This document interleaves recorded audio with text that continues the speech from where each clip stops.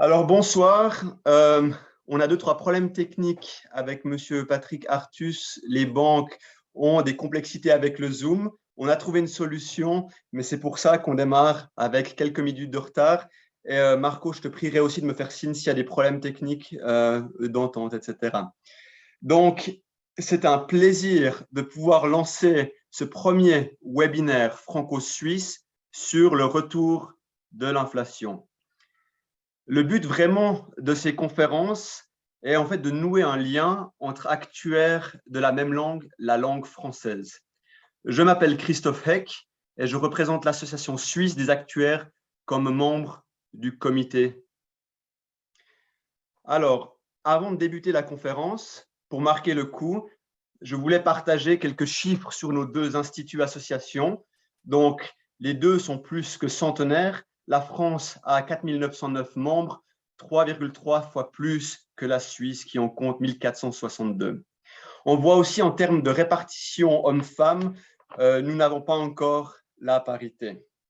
En jouant avec les chiffres, je me suis arrêté sur l'inflation et plus particulièrement l'inflation du nombre d'actuaires en France. Donc en bleu, on voit la population en France, la croissance des dernières années, et en vert, on voit la croissance du nombre de membres de l'Institut. Et on voit qu'on a une réelle inflation. Vous vous demandez pourquoi on n'a pas indiqué les chiffres suisses. C'est qu'en Suisse, dès qu'il y a de l'inflation, on n'aime pas le montrer. Et c'est pour ça que je n'ai pas mis de graphique sur la Suisse. Maintenant, le thème aujourd'hui, c'est l'inflation. En France, on a une inflation en mai de 5,2%, en Suisse de 2,9%. Nous avons deux intervenants de marque. De la France, monsieur Patrick Artus, qui est conseiller économique de Natixis, parmi d'autres rôles prestigieux. Et nous avons Marco Bozzolo, qui est Head of the Life and Health Products Hub EMEA chez Swiss Re. Monsieur Patrick Artus présentera sur le point de situation actuel de l'inflation et des défis futurs, et Marco Bozzolo sur quel est l'impact sur le marché de l'assurance vie et santé. Donc, vous pourrez poser des questions dans le chat. On les traitera lors de la question et réponse, de la table ronde, et le webinaire sera enregistré et accessible sur le site de l'Institut des actuaires après cette intervention. Maintenant, on a une façon créative de connecter M. Patrick Artus. Donc, on va voir si ça fonctionne. M. Patrick Artus, est-ce que vous m'entendez? Oui, très bien. Alors, je vous laisse parler. La parole est à vous. Combien de temps me donnez-vous, monsieur, pour la présentation? 30 minutes. Très bien, parfait. Et vous pourrez tourner les slides, vous avez des difficultés techniques. Oui, oui, c'est tout bon. Je le fais tout de suite. Super. Bien, bonsoir à tous. Merci de l'invitation. Ce que je voudrais faire, évidemment, avec vous ce soir, c'est un point sur la situation de l'inflation et les perspectives. Je vais me concentrer sur deux régions qui sont l'Europe, la zone euro et les États-Unis, qui sont les deux régions les plus importantes. Et j'ai amené quelques slides là, que vous pouvez commencer à voir à l'écran. Alors, premier point, je voudrais montrer la très grande différence entre la situation américaine et la situation européenne pour l'instant. Et si vous pouvez avancer de deux slides, voilà. Et ce que vous avez ici, c'est en bleu, c'est l'inflation aux définitions habituelles aux États-Unis, hein, c'est-à-dire le prix de la consommation des ménages. Et ce que vous avez en rouge, ce sont les prix des entreprises, hein, les prix de vente des entreprises. Et vous voyez qu'aux États-Unis, l'inflation est mature. Hein, on a une inflation interne, hein, qui est les prix de vente des entreprises, qui est extrêmement proche de l'inflation pour le consommateur. Ça veut dire que les chocs inflationnistes qui viennent des matières premières, de l'énergie, du transport, etc., dont on va parler dans une minute, ont été transmis déjà à l'inflation interne des États-Unis. Ce qui veut dire par ailleurs que le niveau d'inflation auquel on parvient aujourd'hui aux États-Unis est très proche du pic de l'inflation. Ce que j'appelle ça une inflation mature.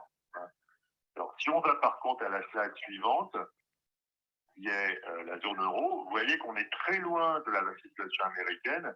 Hein. L'inflation totale est à peu près au même niveau, mais l'inflation des entreprises, sur la ligne rouge que vous voyez en bas, est à 3,5% et n'est pas très élevée, ce qui veut dire que dans la zone euro, l'inflation n'est pas mature. Hein, la partie la plus importante de l'inflation de la zone euro n'est pas encore passée dans les prix pour le consommateur, c'est-à-dire dans l'inflation interne de la zone euro. Et donc, on a une inflation qui est encore à venir. Hein, ça veut dire que les entreprises européennes n'ont pas encore entièrement passé leur coût dans leur prix. Et ça veut dire que les salariés de la zone euro n'ont pas encore obtenu une complète compensation dans les salaires des hausses de prix qui subissent dans la consommation. Donc ceci est assez inquiétant pour l'Europe parce que ça veut dire que, alors même que l'inflation est à peu près au même niveau aujourd'hui qu'aux États-Unis, il y a encore énormément d'inflation qui est cachée en Europe, qui n'est pas encore sortie, qui est cachée dans les comptes des entreprises avec à nouveau des coûts qui n'ont pas été passés dans les prix et qui est caché par le fait que les salariés, pour l'instant, subissent une perte importante de pouvoir d'achat. Alors, si on tourne de 2 slides, je vais en sauter quelques-unes. Voilà, vous avez ici ce graphique montre le risque inflationniste en Europe. C'est quelque chose que j'utiliserai quand je parlerai des banques centrales. Vous voyez ici le prix des importations. Hein, donc, c'est ça le choc inflationniste de départ. Hein, c'est ça qui vient de la hausse des prix de l'énergie, de la hausse des prix des matières premières, etc. Et vous voyez qu'aux États-Unis, on a un choc inflationniste, une hausse des prix des importations qui est de l'ordre de 12%. Et vous voyez dans la zone euro qu'il est de 28%, qui est beaucoup plus qu'aux États-Unis. Alors, une partie vient de la dépréciation de l'euro, et l'autre partie vient de ce que la dépendance énergétique de la zone euro est beaucoup plus grande que celle des États-Unis. Mais vous voyez le risque, avec un choc inflationniste initial qui est beaucoup plus grand dans la zone euro qu'aux États-Unis, le risque, c'est que le pic d'inflation de la zone euro soit beaucoup plus élevé que le pic d'inflation américain. Le pic d'inflation américain, à nouveau, il est de l'ordre de l'inflation que nous avons aujourd'hui, c'est-à-dire à peu près 8,5%, tandis que le pic d'inflation de la zone euro, potentiellement, est beaucoup plus élevé. Il pourrait être à 2 chiffres.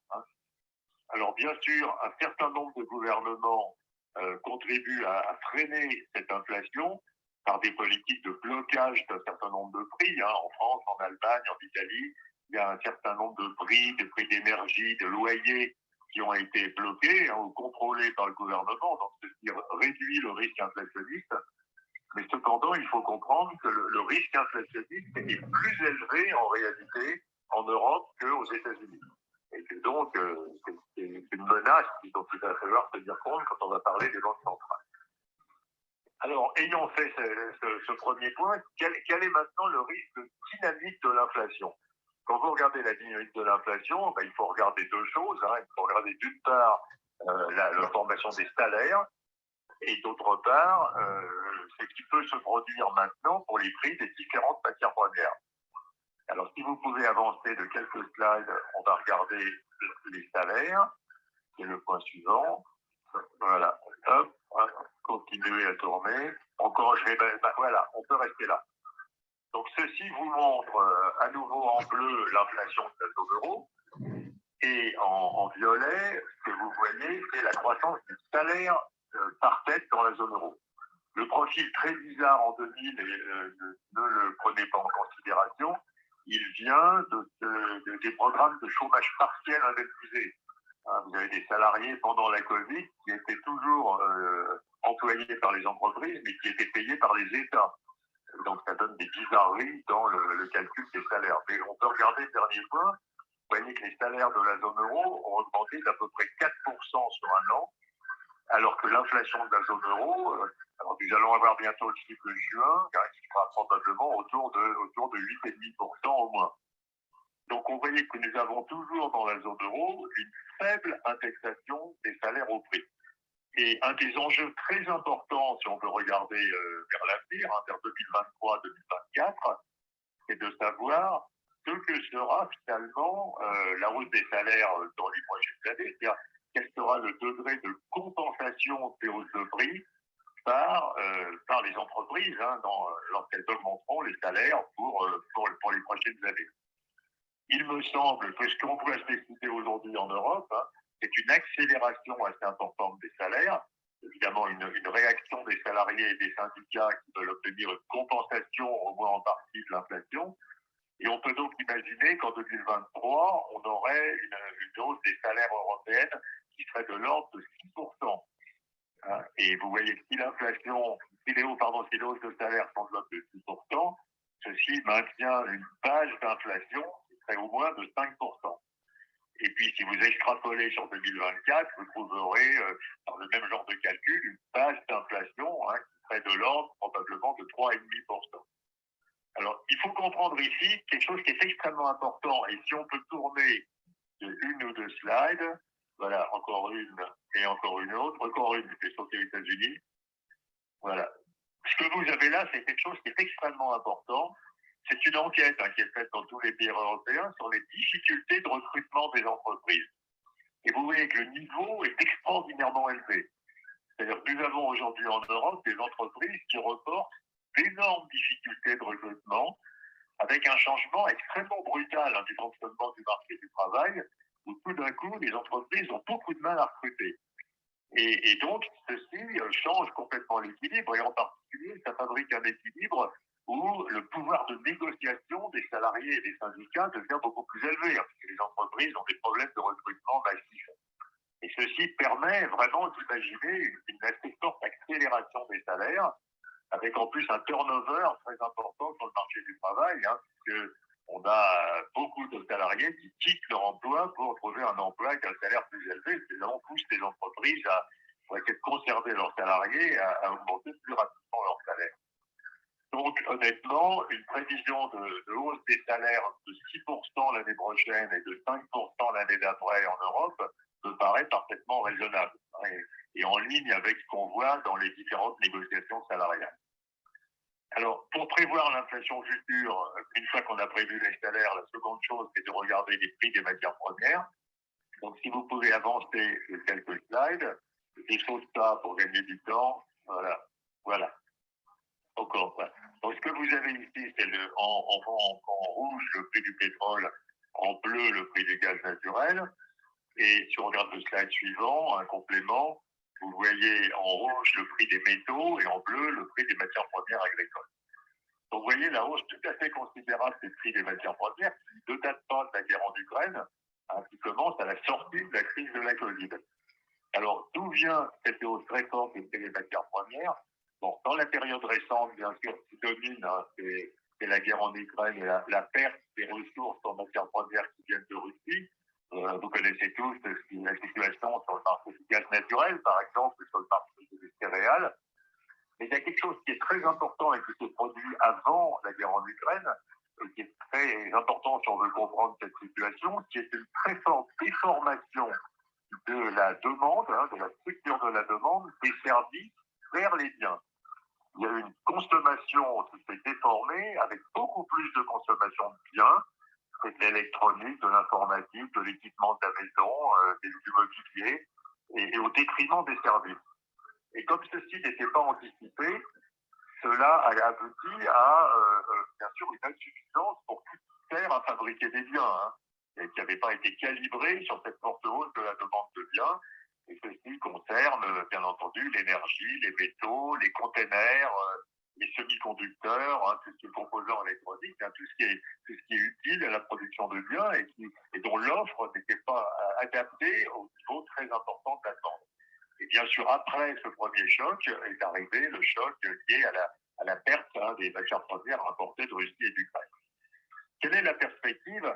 Il me semble qu'ici, la perspective reste une perspective de tension et de rareté sur les marchés des matières premières.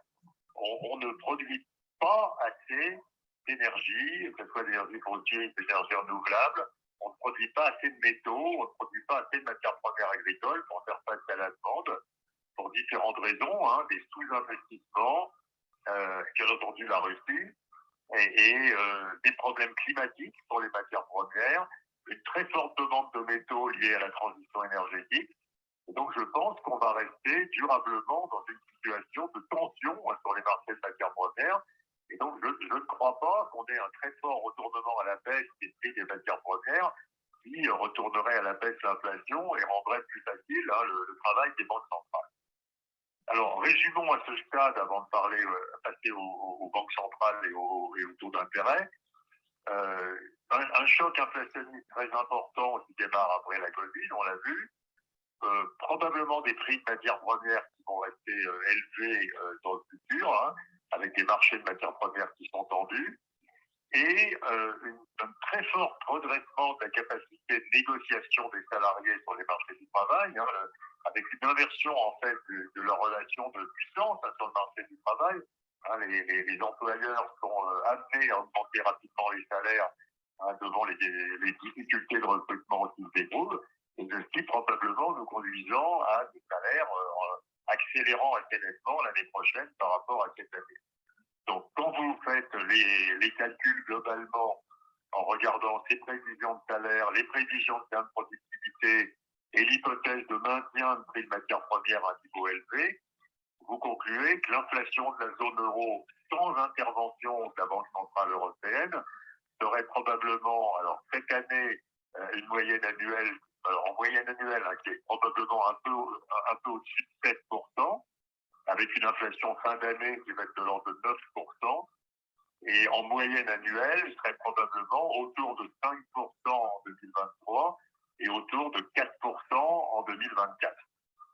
C'est-à-dire très nettement au-dessus de ce qu'anticipe la Banque centrale européenne, ou de ce que souhaite avoir la Banque centrale européenne. Alors, qu'est-ce que cela nous dit pour les perspectives de taux d'intérêt? Et donc, si on peut tourner quelques slides, voilà. Alors, je vous saute ça vous le connaissez par cœur. Si on peut tourner encore une fois. Voilà. Alors, d'abord, les États-Unis. Alors, il y a aux États-Unis maintenant un scénario qui est le scénario anticipé par les marchés, qui est extrêmement proche de ce que dit la Réserve fédérale et qui est tout à fait raisonnable, hein, tout à fait réaliste. C'est-à-dire que la Réserve fédérale va augmenter assez rapidement les taux d'intérêt jusqu'à à peu près 4%. Ceci est ce que dit la Réserve fédérale, c'est ce que pensent les marchés financiers. C'est parfaitement raisonnable, hein, compte tenu de la situation d'inflation et de la volonté très forte maintenant aux États-Unis de ramener l'inflation autour de 2% dans 18 mois, 2 ans. Donc il n'y a pas vraiment d'anomalie, hein, sur le marché des taux aux États-Unis. Par contre, la situation est extrêmement différente en Europe. Hein. Si vous tournez la slide, vous voyez, alors ça change tous les jours, hein, donc ceci a dû être fait hier, donc c'est encore des petits mouvements, parce qu'il y a beaucoup de bruit et de volatilité. Et vous voyez que les marchés financiers pensent que la BCE va monter ses taux d'intérêt à 1,5% à la fin de cette année et à 2,5, 2,6% à la fin de l'année prochaine. Alors, la question totalement centrale, si vous vous intéressez aux marchés financiers européens, c'est de savoir si des taux d'intérêt à 2,5, 2,6% dans un an et demi, hein, à la fin de 2023, sont de nature à ramener l'inflation de la zone euro à 2% en 2024. Sachant que, comme on l'a vu à l'instant, spontanément, l'inflation 2024 de la zone euro serait de l'ordre de 4%, pas de 2%. Et moi, je pense qu'ici, il y a un vrai problème et une vraie erreur d'appréciation des marchés financiers. Je ne pense pas que monter les taux d'intérêt à 2,5% dans la zone euro serait suffisant pour casser l'inflation, hein, et la ramener de 4% à 2% en 18 mois. Il y a quelques résultats solides de la macroéconomie, hein, qui est que si on veut provoquer une désinflation, d'une part, il faut faire monter le taux de chômage au-dessus du taux de chômage structurel. Le chômage structurel est probablement 1,5 point plus élevé que le taux de chômage que nous avons aujourd'hui en Europe. Hein. Il faudrait que la BCE pilote un ralentissement de l'économie qui fasse monter le taux de chômage. Et deuxième résultat de la macroéconomie qui est solide, c'est que pour faire monter le taux de chômage, donc pour freiner, pour refroidir, comme on dit, l'économie et faire baisser l'inflation, il faut que la Banque centrale fixe un taux d'intérêt qui soit au-dessus du taux d'intérêt neutre. le taux d'intérêt neutre, hein, c'est un taux d'intérêt qui correspond à une situation où la politique monétaire stabilise l'inflation. On peut imaginer que le taux d'intérêt neutre en Europe, il est quelque part entre 3 et 3,5%. Ce qui veut dire que si la Banque centrale veut faire refroidir l'économie, faire monter le chômage pour faire chuter l'inflation, il faudrait qu'elle choisisse un taux d'intérêt qui soit au moins de 3,5%, et certainement pas 2,5%. Donc je pense finalement qu'il y a une erreur assez forte d'anticipation de la politique monétaire de la BCE, alors que la politique monétaire de la Réserve fédérale est à peu près bien anticipée. Et que donc au cours du temps, on va voir progressivement des révisions à la hausse des anticipations de taux d'intérêt au fur et à mesure que la Banque centrale européenne aura un discours plus dur qu'elle commence à avoir, hein, et affirmera qu'elle montera les taux d'intérêt jusqu'à ce que l'inflation se retourne. Alors, qu'est-ce que ceci donne ensuite pour les taux d'intérêt à long terme?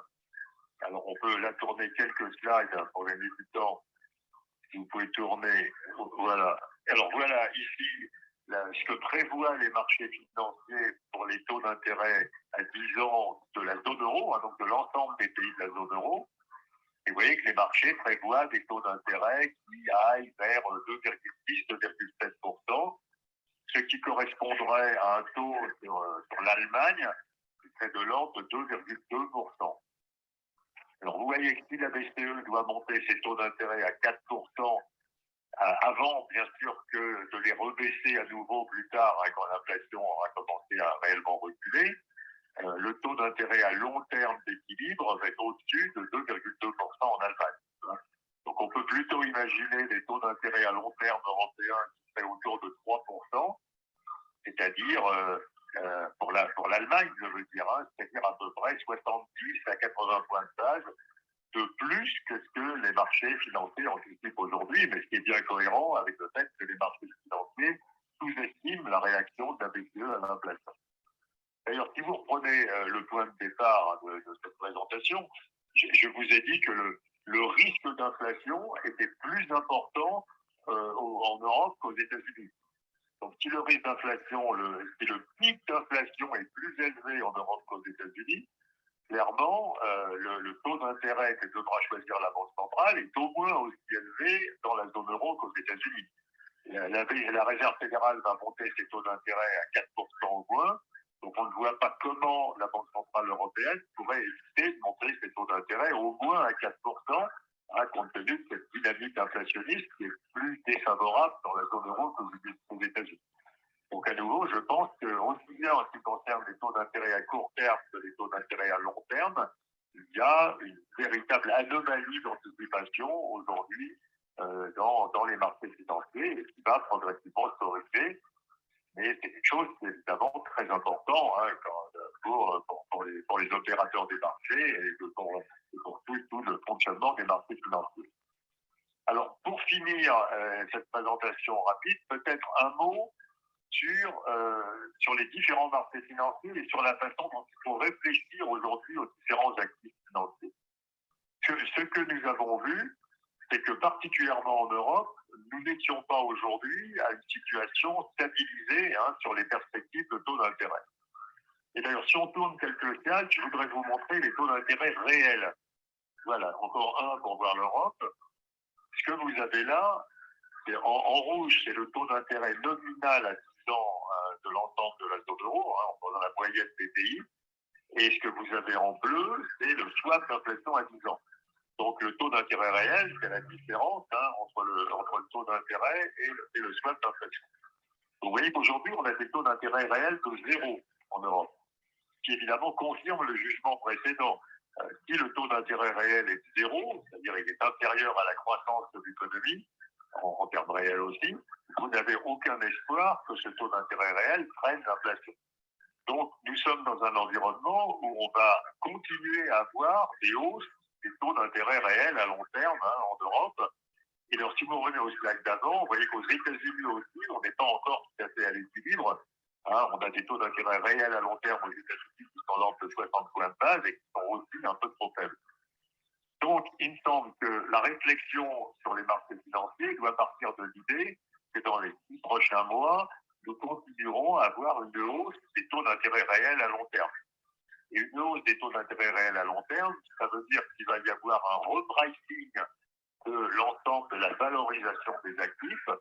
Ça veut dire qu'on a devant nous encore un choc à la baisse sur la valorisation des actions, de l'immobilier, des entreprises dans les différentes, dans les M&A, dans les LBO, etc. Et que donc on n'est pas à la fin de la dynamique de repricing sur les marchés financiers ou sur les marchés immobiliers.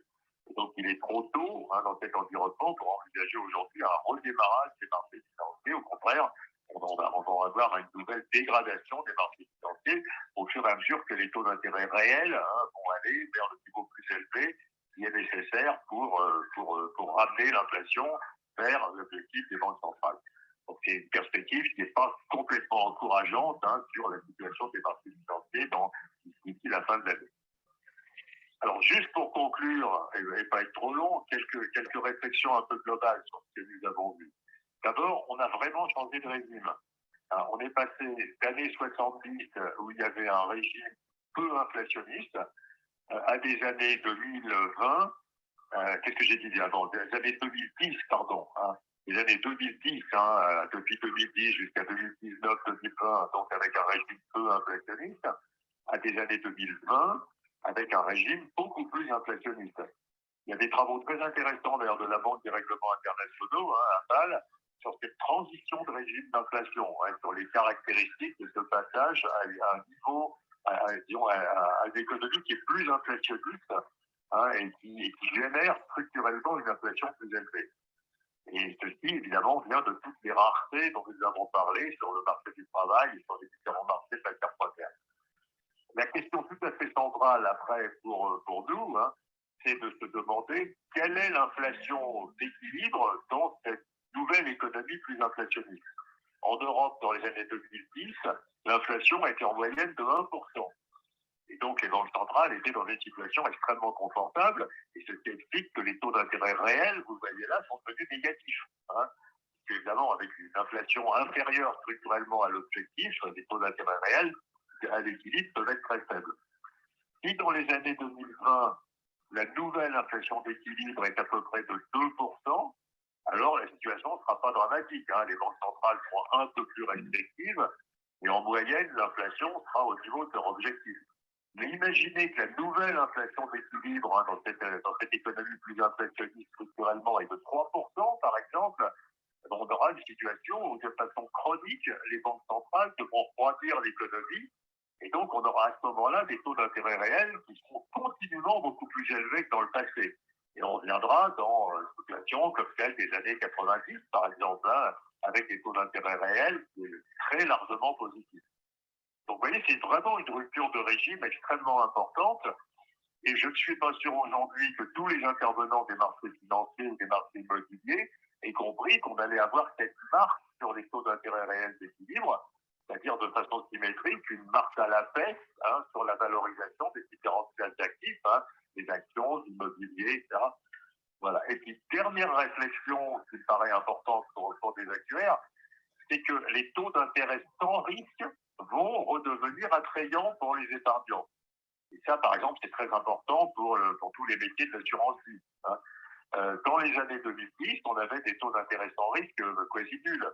Donc, effectivement, il fallait rechercher des rendements avec une prise de risque beaucoup plus élevée sur les actions, sur le crédit, sur les dettes privées, enfin, sur toutes sortes d'actifs de diversification, sur les infrastructures, qui donnaient des rendements beaucoup plus élevés, puisque les rendements des dettes sans risque étaient complètement inacceptables pour des investisseurs. Dans les années 2020, on risque de voir revenir des rendements sur les dettes sans risque beaucoup plus élevés. J'ai parlé d'un taux d'intérêt peut-être voisin de 3% en Allemagne, qui voudrait dire un taux d'intérêt voisin de 5% en Italie, par exemple. Si vous pouvez avoir 3, 4 ou 5% sur de la dette publique, sur de la dette souveraine, vous êtes beaucoup moins incité comme épargnant investisseur à aller chercher de la diversification et du rendement dans des actifs beaucoup plus risqués. Donc je pense qu'on risque de revoir un retour extrêmement important des portefeuilles, des choix d'investissement vers la dette sans risque, au détriment des des actifs beaucoup plus risqués qui faisaient le cœur des investissements dans les années 2010, et dans un environnement très différent où le rendement des dettes sans risque était quasiment nul. Hein. Voilà, donc je pense que je m'arrête là et je voulais vraiment sensibiliser et attirer votre attention à l'importance probablement de la rupture de régime que nous venons de voir dans le fonctionnement des économies et corrélativement dans les choix d'allocation d'actifs et dans la valorisation des différents actifs financiers. Merci beaucoup de votre attention. Voilà les quelques messages que je voulais vous passer ce soir. Merci beaucoup, Monsieur Patrick Artus.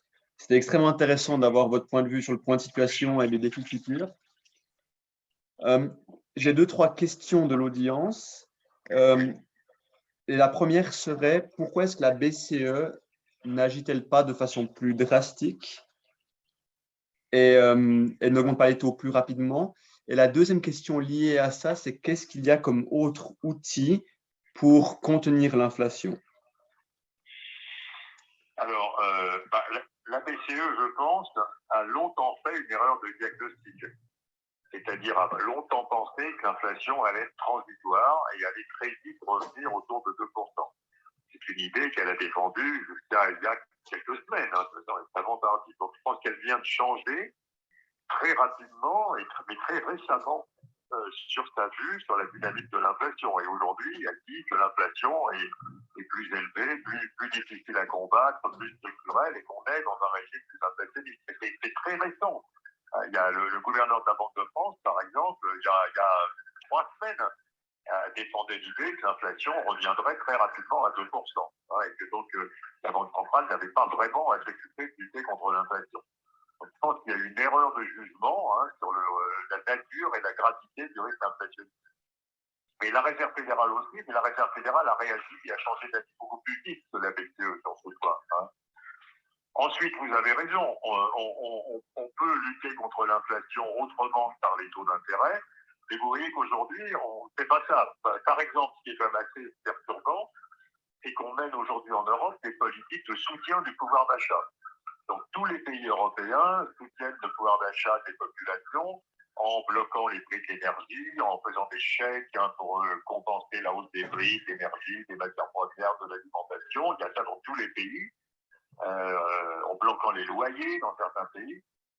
Et donc, il y a des politiques publiques qui visent à soutenir le pouvoir d'achat. Mais plus vous soutenez le pouvoir d'achat, plus l'inflation sera forte. Si les salaires ne suivent pas l'inflation et que la perte de pouvoir d'achat est compensée par les déficits publics, vous soutenez la demande, et comme vous soutenez la demande, vous empêchez l'inflation de reculer. Donc on voit que les politiques de soutien de pouvoir d'achat sont en fait totalement contradictoires avec les politiques monétaires. Les banques centrales veulent réduire l'inflation et les politiques budgétaires de soutien de pouvoir d'achat, au contraire, maintiennent l'inflation à un niveau élevé. Oui, très très bien, merci beaucoup. J'ai beaucoup de questions aussi liées à l'affaiblissement de l'euro. Comment est-ce que vous voyez l'évolution de l'euro par rapport disons, aux monnaies les plus importantes comme le dollar ou le yen japonais? Oui, et on est à la parité sur le franc suisse, c'est quand même quelque chose d'important.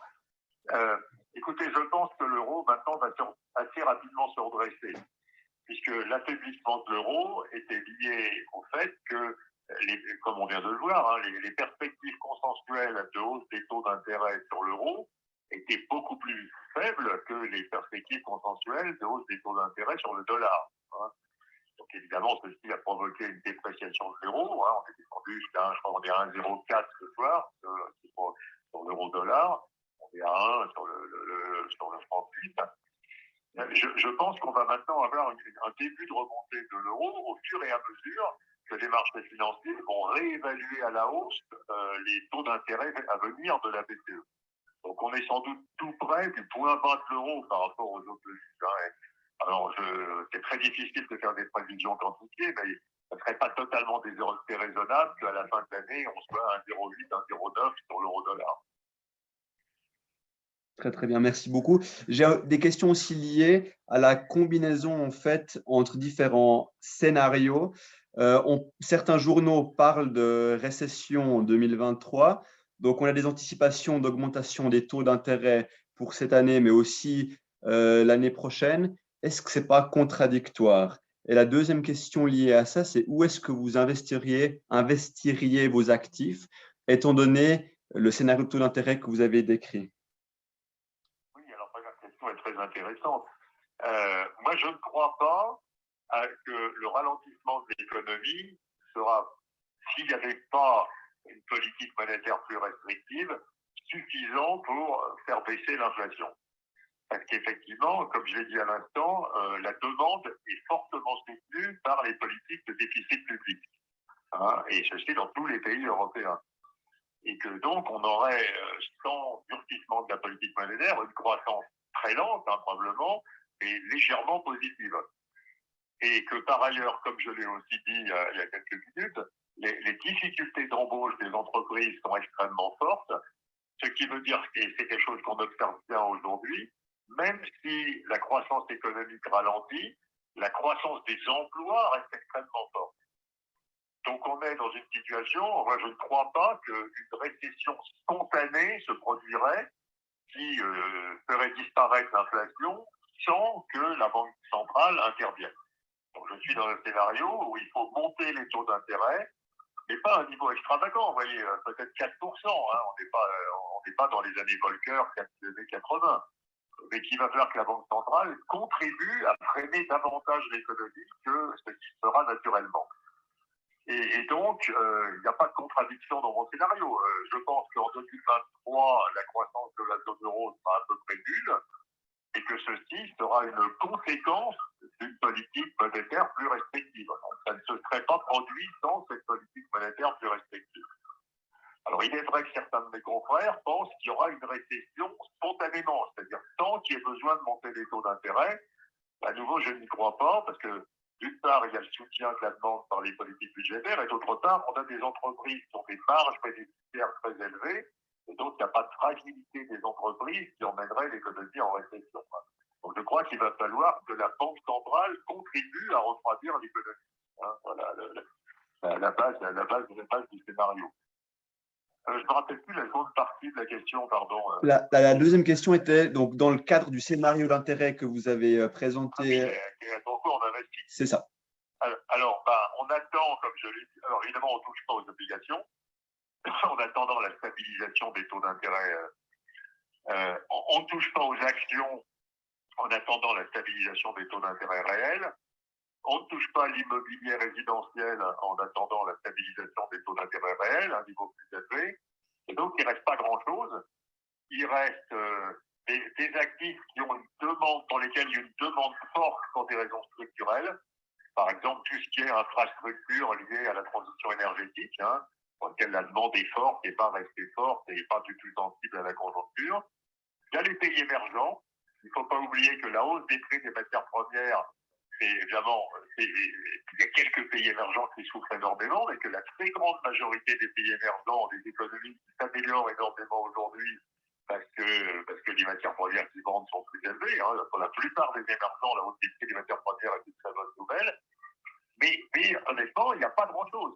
Si on évite les actions, les obligations, l'immobilier, oui, il reste les infrastructures et les émergents, en enlevant les pays émergents fortement endettés. Donc la base d'investissement dans les 6 prochains mois est assez limitée, effectivement. Merci beaucoup. Alors, je propose qu'on maintenant passe sur quel est l'impact pour le marché de l'assurance avec Marco Bozzolo. Donc, restez en ligne donc avec notre technique d'urgence. Et Marco, alors je te laisse reprendre la suite. Oui, bonsoir à tout le monde et bienvenue à cette troisième partie du webinaire dans laquelle je vais vous parler de ce qui pourrait être l'impact de l'inflation sur les modèles d'assurance vie et santé. Alors, en général, on l'a entendu aussi par M. Artus, un environnement inflationniste comporte une augmentation des taux d'intérêt et c'est ça qui va avoir un grand impact aussi sur l'évaluation des compagnies de vie et santé. Alors, l'impact en général reste difficile à estimer, ça c'est clair. Mais moi, je suis un optimiste Et dans mon optimisme, je dis l'impact pourrait être en fait généralement positif si on assume que l'augmentation des taux d'intérêt soit graduelle. Au contrario, une remontée soudaine pourrait potentiellement créer des problèmes de liquidité et même de solvabilité. Donc, ce n'est pas seulement un sujet de hausse ou baisse, de montée ou de baisser, c'est aussi un sujet de la vitesse de ces changements. Voilà. Si on regarde maintenant dans la première feuille, voilà, les aspects fondamentaux de ces impacts et on essaie d'analyser ensemble un peu les ventes arrière à long terme et les ventes contraires à court terme, qui auront fait un impact, je pense, un peu sur tous les segments. Après c'est clair qu'il y a des différences par rapport à la structure des polices qui sont couvertes par la compagnie. Alors, on commence encore une fois par les positifs. Et on voit qu'un point principal positif de cette crise, c'est que nous avons amorcé la sortie de la politique monétaire accommodative extrême. Donc, on l'a vécu pendant le Covid et même avant, on s'en sort. Et ces changements vers des rendements un peu plus élevés, vraiment, ont fait positif à long terme pour les compagnies d'assurance vie et non-vie confondues. Il y a deux facteurs pour ça. D'un côté, les revenus d'investissement devraient s'améliorer progressivement à mesure que la hausse de la courbe des taux se répercutera sur les rendements de portefeuilles obligataires. Donc ça, c'est un point. Les marchés montent et en bénéficient. Et le deuxième point, c'est que la rentabilité des contrats d'épargne existants avec des garanties devrait également s'améliorer, mais dans un cadre de resserrement progressif des taux d'intérêt. Donc ça, c'est la partie où il y a un portefeuille déjà existant. Un deuxième point positif qu'on voit là, c'est la demande de produits d'assurance vie. Donc la prévoyance, les décès, la santé même est structurellement plus élevée parce qu'on pense que la sensibilisation des consommateurs au risque s'est accrue pendant la pandémie. Donc nos collègues anglais diraient que la pandémie a aidé à sensibiliser la population sur le protection gap. On se rend compte qu'on n'était pas couvert suffisamment et on essaye d'y mettre un moyen pour couvrir ça. Et le troisième point, et peut-être ça ne touche pas tous les compagnies d'assurance vie, disons surtout, mais sans doute santé, c'est une stabilisation des sinistres Covid. Et donc, on avait un effet négatif des sinistres Covid se stabilise lentement avec l'effet des vaccins, l'immunité de masse, mais aussi certainement par la dernière variation du virus qui était un peu plus soft, disons, des précédentes. Maintenant, l'hiver nous dira si c'est une situation stable et durable.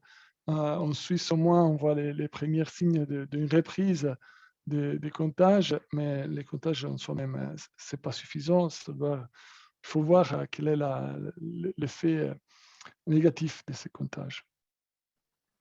Voilà, donc, on va commencer par les positifs, on passe aux négatifs, c'est au contraire.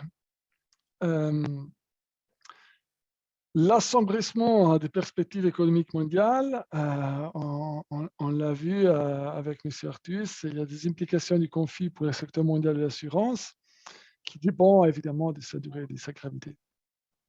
Alors, l'effet ne sera pas nécessairement direct, mais plutôt indirect, mais peut être aussi assez considérable. Donc, si on pense déjà seulement avec l'inflation, il y a une baisse du revenu disponible dans les économies à forte inflation. Donc, ce qu'on voit un peu dans certains pays d'Europe aussi. Et il y a en même temps un ralentissement de l'économie. Et ces deux facteurs auront un impact sur la confiance des consommateurs. Et donc, on pourrait freiner la demande des produits d'assurance. Voilà. Un deuxième point, c'est le coût des prestations d'assurance. L'impact du conflit, encore une fois, se fait ressentir principalement indirectement à travers la pression supplémentaire sur les prix qui augmente les nouveaux sinistres. Donc, les assureurs non-vie et santé, surtout, sont plus exposés à ces chocs de prix.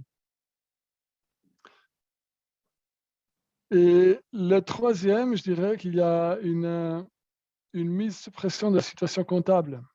Donc, la baisse des marchés boursiers de cette année et l'élargissement du credit spread, si vous me laissez les termes anglais, entraînant probablement des pertes d'évaluation, ce qu'ils appellent des mark-to-market losses. Et au niveau des actifs comptables et les répercussions sur le capital et la solidité, ça se fera sentir. Alors, on a vu ce vent arrière et contraire, et je me permets encore de prendre quelques minutes pour regarder un peu plus de proche l'impact sur les bilans et les capitales. Commençons par les bilans. Alors, on peut s'imaginer, on reste encore sur la slide avant. On fait que j'ai que 2, donc c'est assez facile. Alors, on peut s'imaginer en effet qu'ils libèrent des fonds propres des compagnies d'assurance au niveau du bilan solvabilité 2. Pourquoi? Alors, il y a une hausse des taux d'intérêt réduit la valeur du marché des actifs et des passifs. Cependant, les passifs diminuera plus que l'actif, parce que généralement, la durée financière est plus longue que celle de l'actif. Par exemple, en France, d'après la FFA, une duration moyenne des obligations détenues en direct est de 7 ans et demi en assurance. Et donc, c'est moins long que ce qu'on a dans les passifs. Donc, si les passifs diminueront plus que l'actif, les fonds propres sont libérés et seront disponibles pour l'actionnaire. Maintenant, si on examine les bilans locaux, les scénarios peuvent être légèrement différents et dépendent du cadre comptable propre du pays.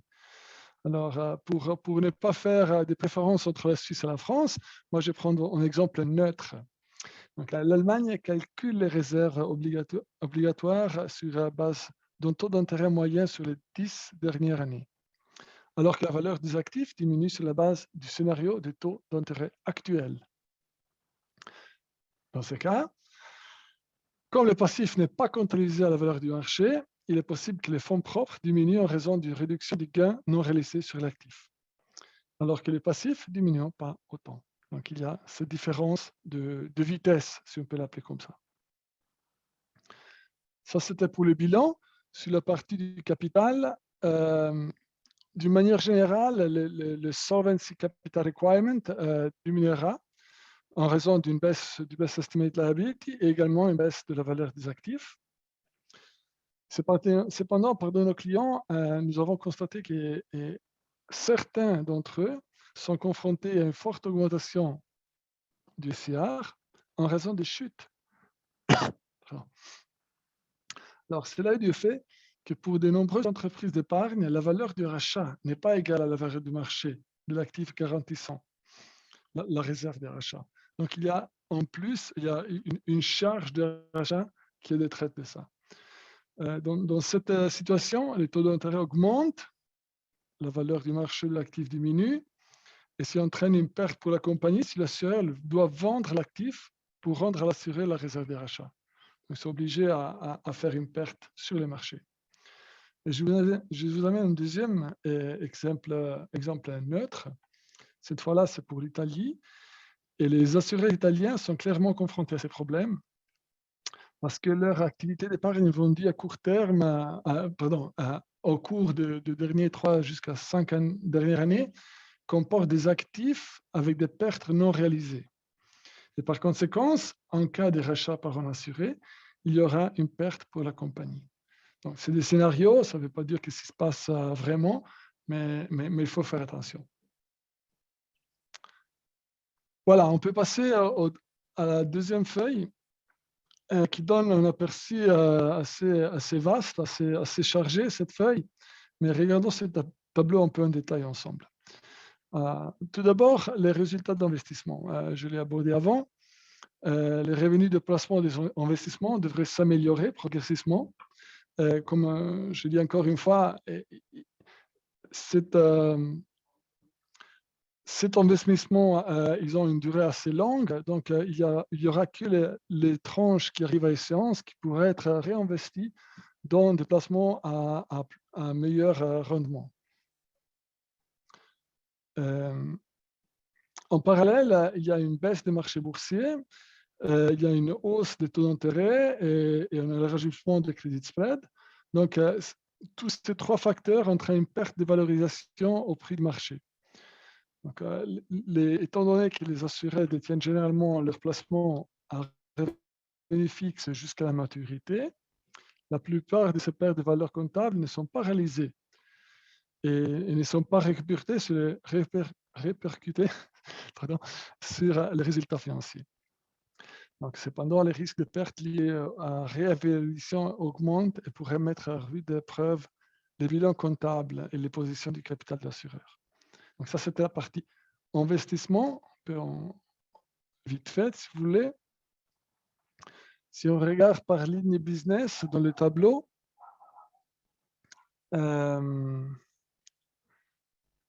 alors, en général, et on l'a vu très bien par les graphiques de M. Artus, on a un environnement macroéconomique à forte inflation, faible croissance économique, réduira les revenus disponibles et l'épargne des consommateurs.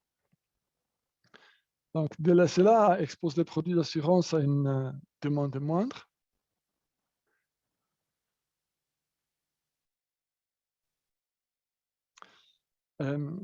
Donc voilà, une couverture d'assurance plus faible nuirait également à la résilience de notre société face au risque. Donc pour dire ça d'une autre manière, je dirais qu'on aura la sensibilité qui a été acquise pendant la période Covid, mais nous, on n'aura pas l'argent pour pouvoir se couvrir. Ou bien peut-être on va réorienter cet argent vers des polices de risque sans la partie épargne qui nous permet d'avoir une couverture risque sans la partie plus chère, disons, de la police.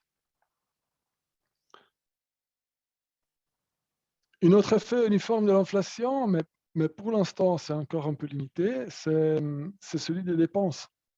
Donc, l'inflation peut avoir un impact négatif sur la profitabilité des assureurs par la biais des salaires plus élevés et des augmentations d'autres dépenses opérationnelles qui augmenteraient les ratios des dépenses.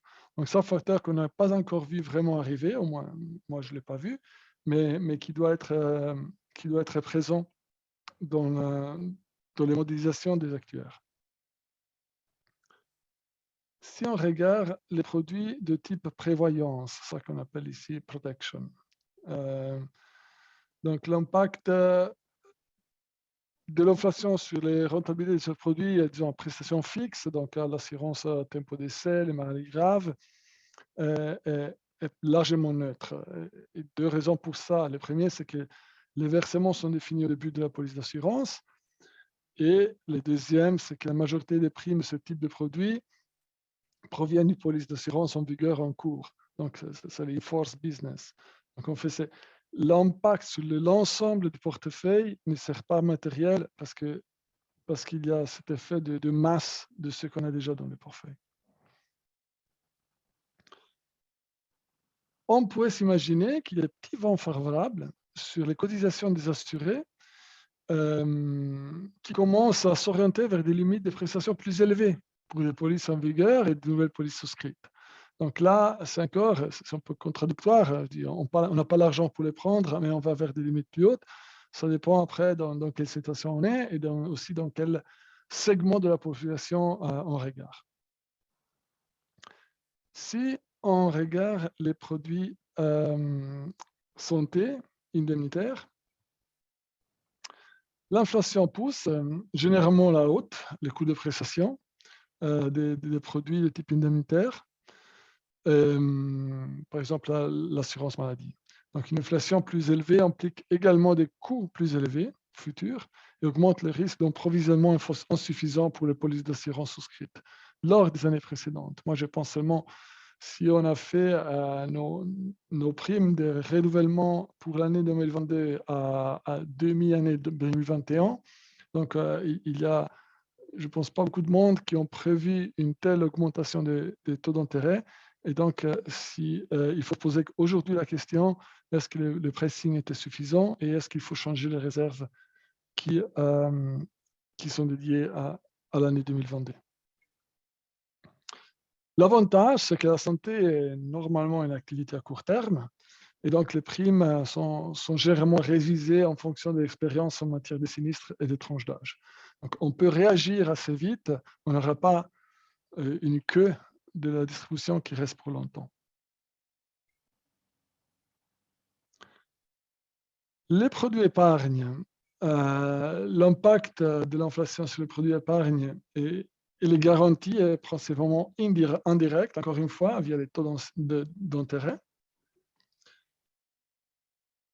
D'un côté, les produits épargne avec des garanties en cours bénéficieront d'une meilleure rentabilité grâce aux taux d'intérêt plus élevés. Et ceci est particulièrement le cas pour les assureurs européens disposant d'un portefeuille de produits épargne avec des garanties historiquement élevées. D'autre part, ces mêmes produits pourraient connaître des chutes et des abandons des contrats parce qu'il y a des alternatives d'épargne plus intéressantes sur le marché et parce qu'il y a, comme évoqué avant, l'érosion de la valeur des prestations sur les contrats en cours. Je voudrais encore donner un autre regard sur les risques non directement liés au marché financier de l'assurance. Donc, on a évoqué les chutes et les abandons. Donc, d'un côté, les revenus disponibles, le risque de rachat pour des polices d'unité de compte avec des rendements très faibles, ce qui pourrait même entamer des rachats massifs. Après, en France, je pense qu'il y a une loi qui empêche ça. Mais il faut se poser la question, quelle est-ce que va être la réaction des assurés à la situation aujourd'hui? Les nouvelles affaires. Donc, comparé comme le point sur les chutes, donc l'érosion du revenu disponible pourra se répercuter sur les ventes de nouvelles affaires. J'ai un peu mes doutes que la prime de l'assurance vie soit la première chose, c'est la dernière chose à laquelle on renonce si on a des difficultés financières. Je pense plutôt que ce sera une des premières choses qu'on va éliminer, sans doute après le téléphone portable. Mais on verra ça prochainement sans doute sur les marchés. Après, on a certains clients qui nous disent aussi que les agents commerciaux sont susceptibles de demander plus d'affaires garanties parce qu'ils doivent concurrencer ces produits de type dépôt bancaire et donc sont en recherche d'une nouvelle proposition de produits. Ça pourrait entamer une baisse de vente d'unités de compte et peut-être plus de produits garantis. On verra. Sur l'assurance emprunteur, donc les prix des immobiliers augmentent avec l'inflation. Le taux d'emprunt augmente aussi, et ce qui cause une difficulté de refinancement à l'hypothécaire à échéance. J'ai aussi entendu que sur le marché parisien, il y a une baisse de ventes immobilières de presque 20%. Ça sera répercuté aussi sur les ventes d'assurance emprunteur. Si je pense au sinistre en capacité en validité, donc en validité à court terme ou à long terme, on a vu dans certains pays que pour certains lits de business, il y a une corrélation entre la situation économique d'une région et la sinistralité en intervalle, c'est-à-dire la situation économique détériore, il y aura plus de sinistres en validité. Donc ça, c'est quelque chose à garder un peu à l'esprit parce que avec une inflation très haute et une récession qui est prévue par certaines personnes économistes en 2023 et même avant, il faut voir est-ce que nos définitions dans nos polices sont assez fortes et stables pour ne pas pour ne pas créer une augmentation de sinistres dans ce sens. Un dernier point sur les classes, sur les segments de la population qui sont plus exposés à ces effets. Et moi, je pense personnellement que ça dépend vraiment de la couche de la disponibilité financière des personnes. Donc, je peux imaginer que cet impact sera plus dur sur les classes socio-économiques plus faibles et sur les âges plus jeunes.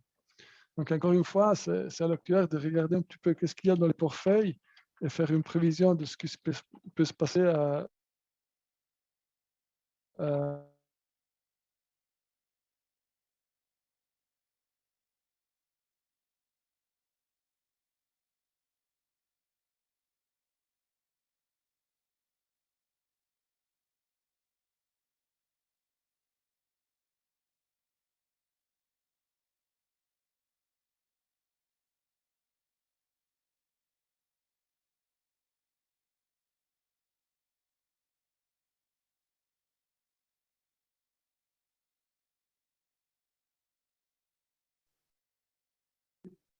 Est-ce que vous m'entendez? Marco, tu m'entends? Oui, on t'entend, on D'accord. n'entend pas Marco. Marco, on a vous eu un m'entendez problème technique, je crois. Maintenant, on Vous t'entend m'entendez maintenant? parfaitement, oui. Ouais, Tu viens de couper. c'est Zoom qui a fermé. Je sais pas.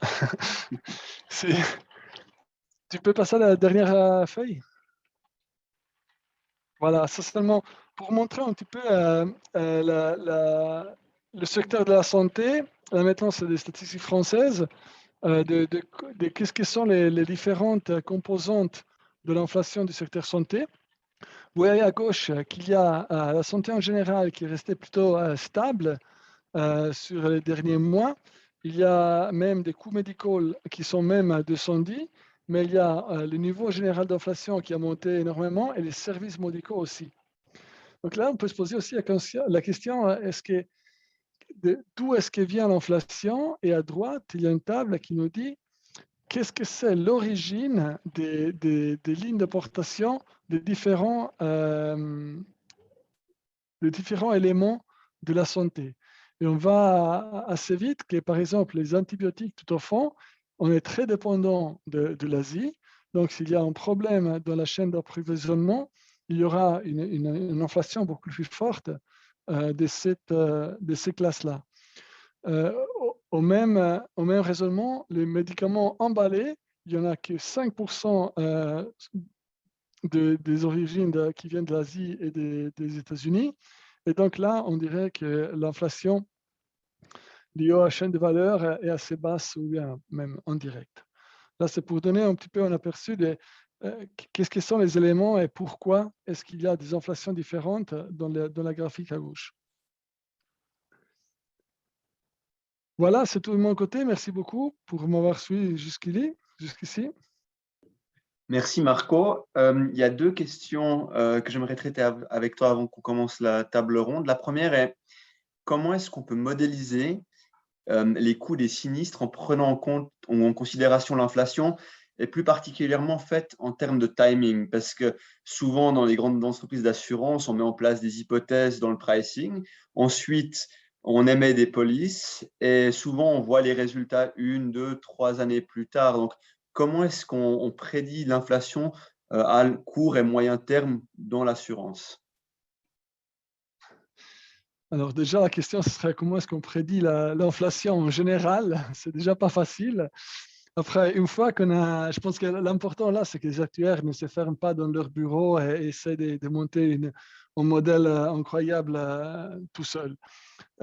J'imagine que c'est très important de garder en contact régulier avec les économistes de l'entreprise pour avoir déjà des scénarios d'inflation et des taux d'intérêt, de développement des taux d'intérêt.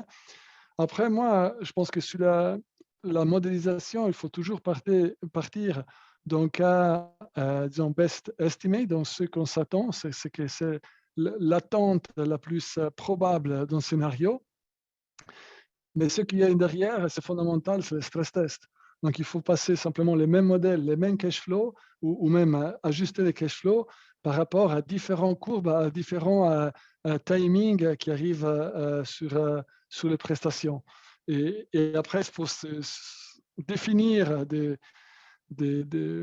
seuils de profitabilité qu'on décide de ne pas dépasser dans les scénarios principaux sur lesquels on travaille. Très bien. Et la deuxième question, en fait, c'est vraiment, on vit actuellement la tempête parfaite. D'un côté, nous avons des prestations qui augmentent. Là, si je prends un regard plus d'assurance santé, ici c'est un exemple suisse. On a cette problématique politique en Suisse qu'on ne peut pas augmenter comme on veut les primes d'assurance santé pour des raisons vraiment politiques.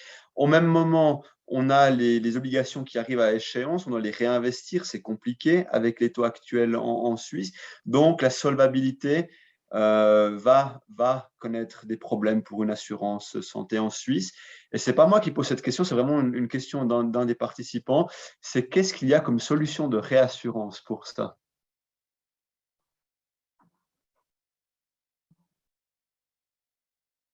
Pour pallier à vraiment cette, comment on dit, cette tempête parfaite.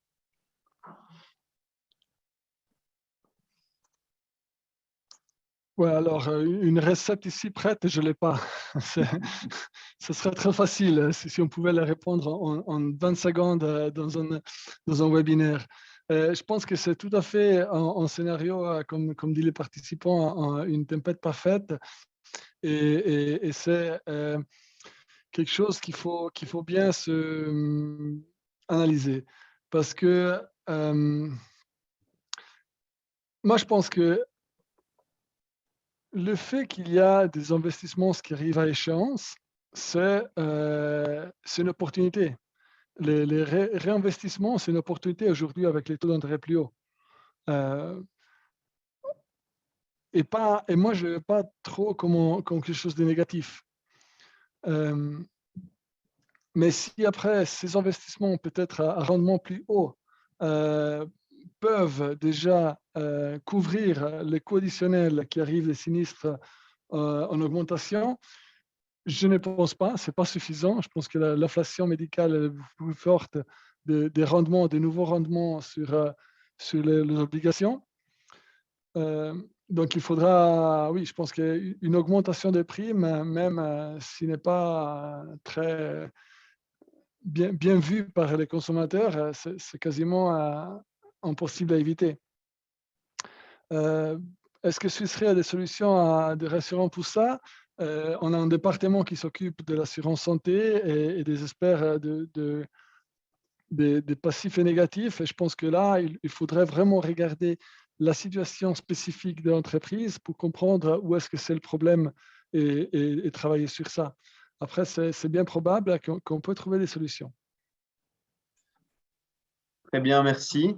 Alors, je propose de faire la table ronde avec Monsieur Patrick Artus. Maintenant, comme vous le savez, on a eu des problèmes techniques. Je ne sais pas s'il est encore en ligne parce qu'il est au téléphone. Je suis là. Parfait. Alors, on peut continuer la discussion. Et pour moi, la première grande question, c'est vous avez donné un point de vue que l'inflation serait là, elle va rester. Et on a des très grands investisseurs américains comme Michael Burry, par exemple, qui a été vu dans le film Le Big Short.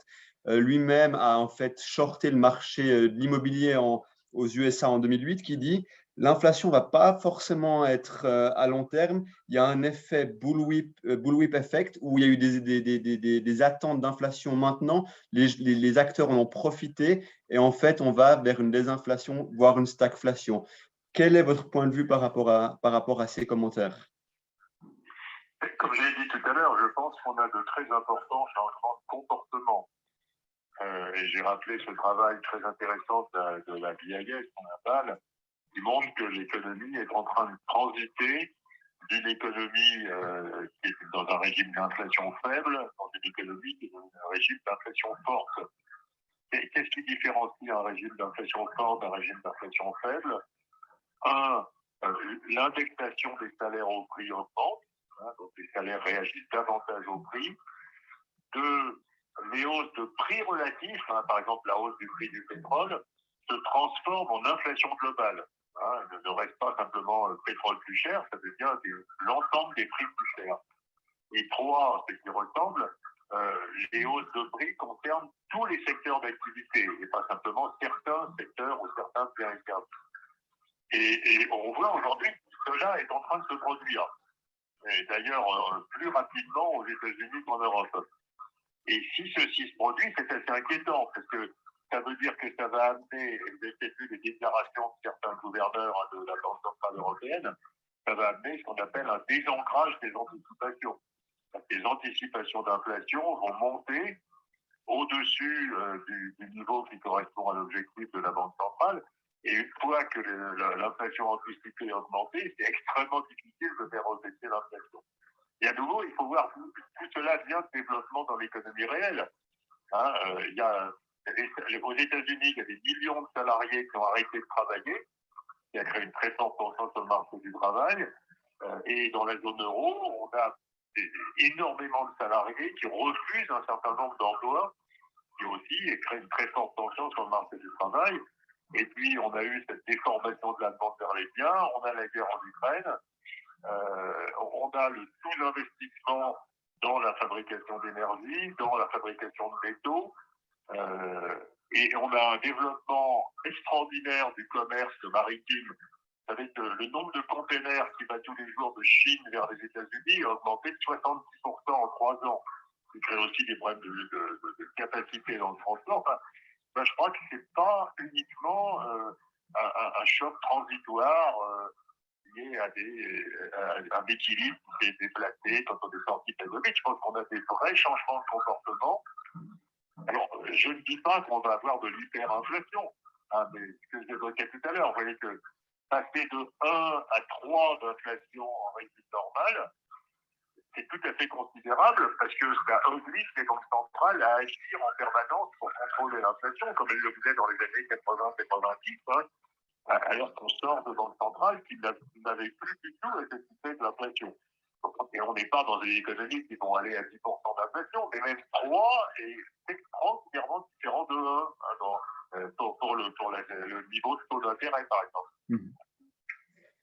Et pour faire suite à cette discussion, une autre question, c'est que, pardon, je vais juste devoir faire quelque chose. Voilà, une autre question est liée à d'autres grands changements, disons macroéconomiques. Donc, on a le changement climatique. Est-ce que ça va créer une inflation structurelle? Et est-ce que l'épidémie ou la pandémie Covid, si elle devait revenir cet hiver, est-ce qu'elle pourrait contenir cette inflation de par de nouvelles mesures anti-Covid? Écoutez, alors sur l'épidémie de Covid, ce que disent les virologues, c'est que si l'évolution du virus, ce sont les différents variants que nous avons aujourd'hui, le dernier étant BA5, hein, c'est pas quelque chose qui aura un effet considérable dans des économies où les populations sont bien vaccinées, l'économie occidentale. C'est un effet considérable en Chine parce que la population est extrêmement mal vaccinée et en plus avec des vaccins très peu efficaces.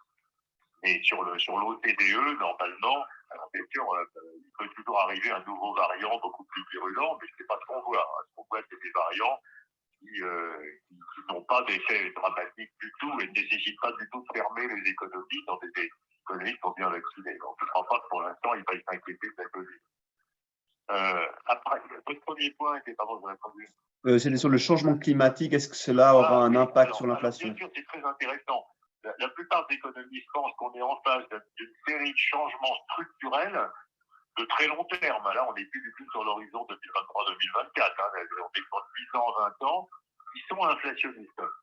Donc, le premier, c'est le changement climatique, parce que l'électricité verte, c'est plus cher que l'électricité brune.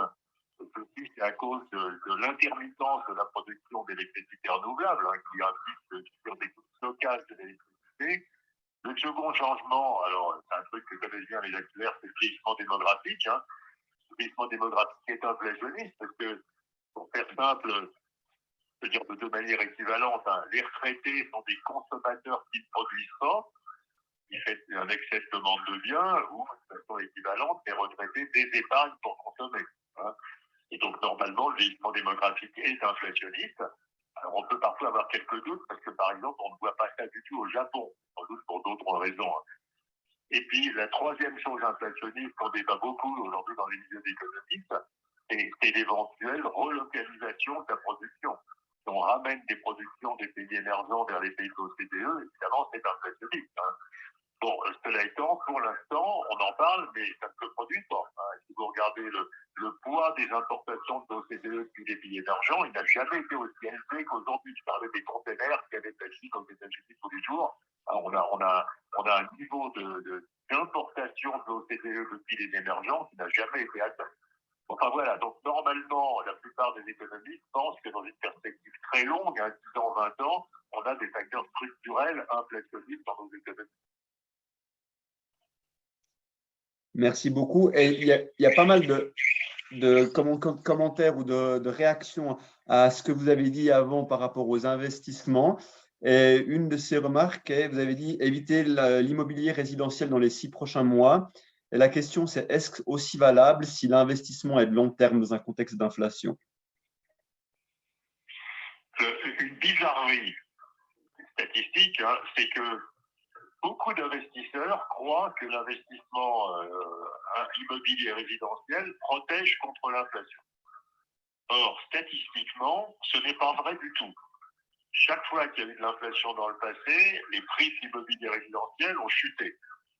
Et ceci est lié au fait qu'en réalité, les loyers d'investissement résidentiel sont très mal corrélés à l'inflation. Donc en réalité, l'immobilier résidentiel, contrairement à ce qu'on croit, n'est pas une bonne protection contre l'inflation.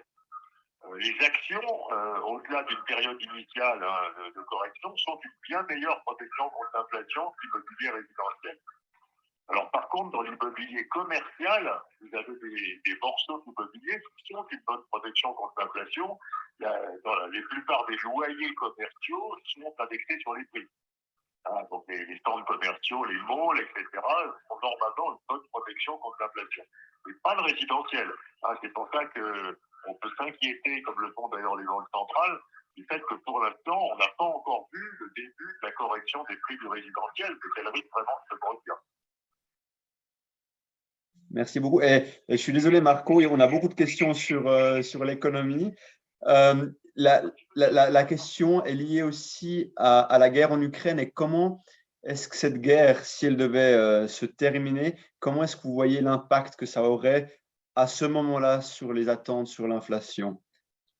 Je réponds tout de suite, mais je voulais dire à Marco que j'étais extrêmement sensible à l'argument qu'il a fait.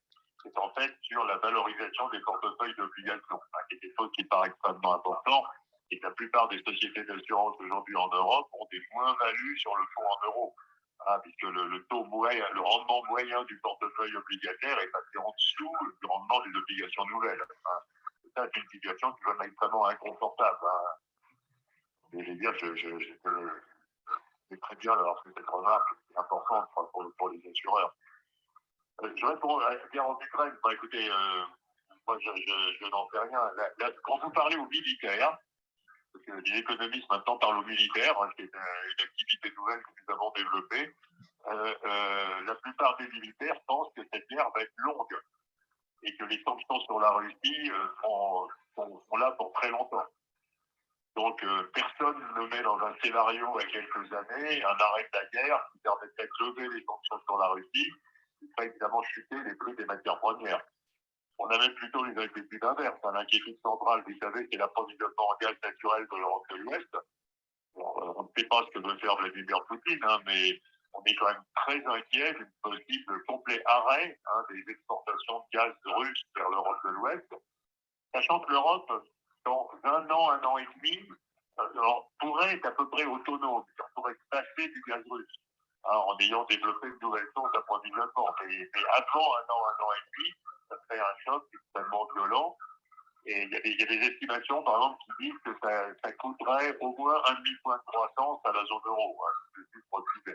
Donc, à court terme, on est plutôt sur la menace d'un durcissement, je dirais, des relations entre la Russie et l'Europe qu'avec une situation où on peut imaginer la fin du conflit. Merci beaucoup. Alors, je crois que nous avons traité de toutes les questions de façon large.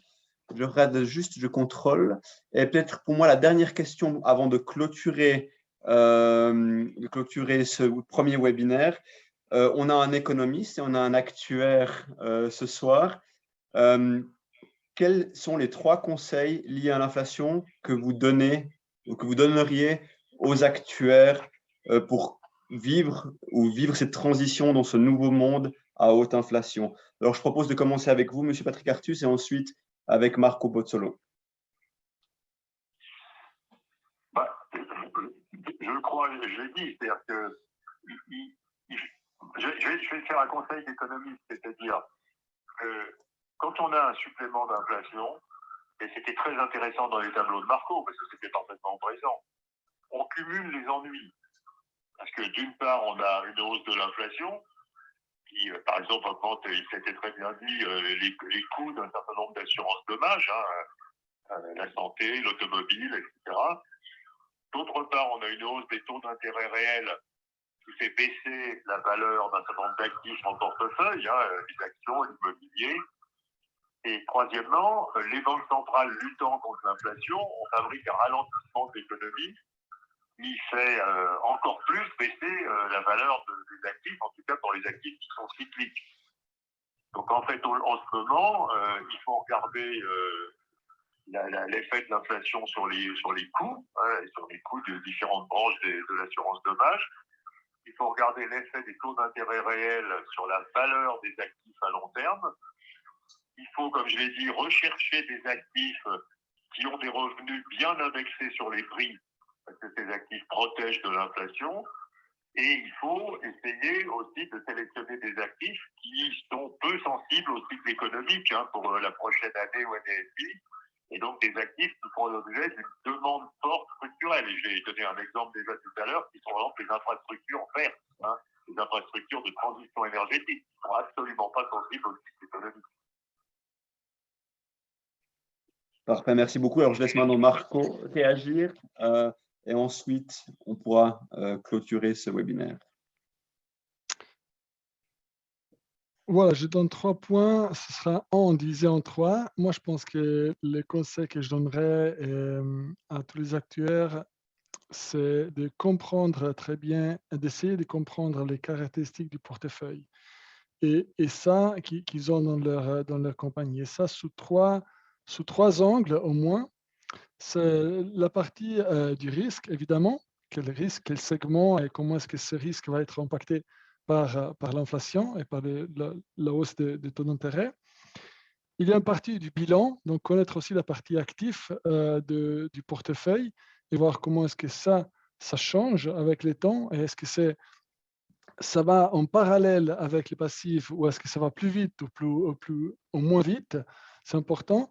Et le troisième point, c'est aussi une partie du capital. Donc, comprendre comment est-ce que le capital bouge dans cette période. Moi, je pense que si on a une bonne connaissance de ces 3 facteurs, on est bien équipé pour pouvoir modéliser après et faire des prévisions sur ce qui se passe et garantir aussi la solidité de la compagnie. Très bien, merci beaucoup Marco. Je ne vois pas de questions supplémentaires, donc je propose de clôturer notre discussion ici. J'aimerais remercier Monsieur Patrick Artus et Monsieur Marco Bozzolo pour ce webinaire très intéressant. Je veux aussi m'excuser pour les problèmes techniques que nous rencontrons. La bonne nouvelle, c'est que la prochaine conférence aura lieu très probablement à Zurich avec la présence, je l'espère, des 160 actuaires français en Suisse et sera en personne, donc on ne devrait pas avoir de problème technique. Alors encore une fois, Monsieur Artus et Marco Bozzolo, merci beaucoup pour votre temps et je vous souhaite à tous une très belle soirée. Merci beaucoup.